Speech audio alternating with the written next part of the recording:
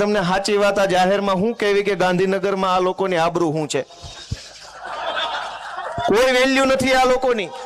આખા ગુજરાતમાં ભાજપમાંથી ચૂંટણી જીતેલાઓની ગાંધીનગરના બજારમાં એક પટાવાળાથી વિશેષ પાવલીની વેલ્યુ થતી નથી। આ વાસ્તવિકતા છે ને। એક વખત નહીં, હું 100 વખત જાહેર સ્ટેજ ઉપરથી બોલ્યો છું। કોઈ કેબિનેટ મંત્રી એમ નથી કીધું હું પટાવાળો નથી। આવી જાય ગોપાલ મારિયારે ડિબેટમાં, ક્યાંથી કે મેં 10 વખત કીધું કે પટાવાળા છે, આની કોઈ ઓકાત નથી। એનું કોઈ ગાંધીનગરની બજારમાં 5 પૈસાનું વજન પડતું નથી।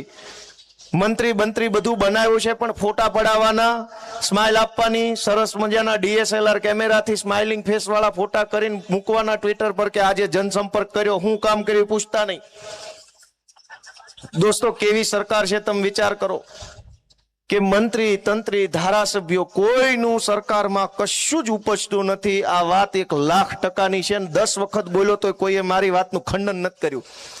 હું ખોટો હોઉં તો 10 મંત્રી મારા વિરુદ્ધ મોરચો ન કાઢે। ગોપાલ ઇટાલિયા મુર્દાબાદ કેમ ન બોલ્યા?